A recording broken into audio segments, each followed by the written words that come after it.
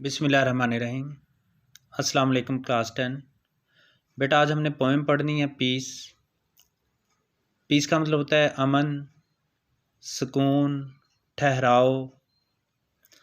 और ये पोएम है विंड के बारे में। तो शायर का ख्याल है कि जिस तरह से विंड हमेशा पुरसुकून रहती है, ब्रीज़ एक जो ठंडी खुशगवार हवा होती है सरगोशियाँ करती हुई, इस तरह से रहती है। यही इसका असल है, यही इसका कोर है, ओरिजिन है, रियल है। लेकिन सम टाइम जब ये एनरेज्ड होती है, गुस्से में तैश में आती है, तो ये एक तूफ़ान की सूरत इख्तियार कर लेती है और एक तबाही मचाने वाली मॉन्स्टर बन जाती है, बला बन जाती है, जो अपने सामने आने वाली हर चीज़ को तहबाला कर देती है और इंसान के किए हुए कामों को भी उठाती है और दूर दूर फेंक देती है। तो इसी तरह से इंसान जो है, उसकी जो फितरत है अकॉर्डिंग टू द पोइट, वो भी पीसफुल है, वो भी अमन चाहता है। लेकिन सम टाइम जो है, बाज़ औक़ात किसी वजह से इंसान जो है वो इस तरह से करता है कि मुश्किलात क्रिएट करे दूसरों के लिए, लेकिन ऐसा बहुत कम होता है। तो ज़्यादातर जो इंसान है वो अमन चाहते हैं, पीस चाहते हैं, और तमाम जो रिलीजन्स हैं ऑफ द वर्ल्ड वो भी यही प्रीच करते हैं, अमन का, मोहब्बत का प्रचार करते हैं। ठीक है बेटा, तो ये इस पोएम का जो टॉपिक है, जो थीम है, वो भी यही है। तो द विंड इज़ नाउ, अब हवा, आर रोरिंग, एक चिंगाड़ती हुई, हाउलिंग, स्मैशिंग, कुचलती हुई, मॉन्स्टर बला है, ऑफ डिस्ट्रक्शन, तबाही की। इस वक्त हवा एक चिंगाड़ती हुई, कुचलती हुई, तबाही की बला है।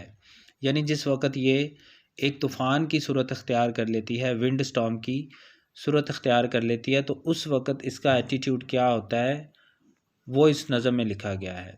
तो हवा इस वक्त एक चिंगाड़ती हुई, एक कुचल देने वाली, तबाही की बला है।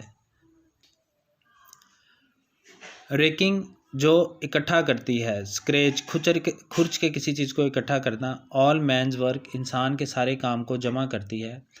फ्रॉम द वैलीज़, वादियों से, फ्रॉम द वेल्स, इसका मतलब भी वादी होता है, लेकिन फ़र्क ये है कि जो वैली है ये एक ऐसी वादी होती है, इसको घाटी भी कहते हैं, इसके दरमियान एक चश्मा बहता है इस वादी में। और फ्रॉम द वेल्स, ये भी वादी है। एंड सेंड दैम, और ये उनको भेजती है, स्पिनिंग, घुमाते हुए, मूविंग, ब्रोकन, तोड़कर, फ्लाइंग, उड़ाते हुए। ठीक है, तो वो कहता है इस वक्त हवा, जब ये एक विंड स्टॉर्म की शक्ल में होती है, ये एक चिंगाड़ती हुई, कुचल देने वाली बला है तबाही की, जो इंसान के किए हुए काम को इकट्ठा करती है वादियों और घाटियों से, और घुमाते हुए, तोड़ फोड़ कर इनको दूर फेंक देती है। बट ऑल ऑफ दैट, लेकिन ये सब, इज़ नॉट इट्स कोर, इसका कोर नहीं है, इसकी ओरिजिन नहीं है, रियल नहीं है, यानी इसका जो असल है वो ये नहीं है, हवा का असल ये नहीं है।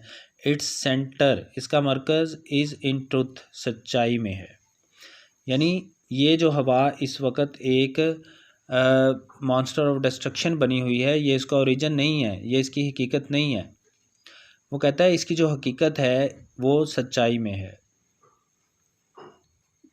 इसका मरकज़ सच्चाई में है। एटर्नल स्टिलनेस, एटर्नल का मतलब अबदी, एवर लास्टिंग, हमेशा रहने वाली। स्टिलनेस, सकूत, पीस, ठहराव। ब्राइट ब्लू स्काइज, ब्राइट चमकदार, रोशन, ब्लू नीले, स्काइज आसमान, एंड ऑल यू हियर, और वो सब जो आप सुनते हो, आर जेंटल विस्पर्स, वो जेंटल विस्पर्स हैं। जेंटल का मतलब धीमी, दोस्ताना, विस्पर्स सरगोशियाँ हैं। फार अवे, दूर, फार अवे का मतलब दूर। एंड अनइम्पॉर्टेंट, अनइम्पॉर्टेंट का मतलब गैर अहम, यानी मामूली, धीमी, बेज़रर। ठीक है, तो कहता है, दोबारा से सुन ले ये वाला पैराग्राफ। कहता है but all that is not its core, यानी ऊपर जो भी ये तबाही मचाती हुई हवा दिखाई गई है, वो कहता है इसकी हकीकत ये नहीं है।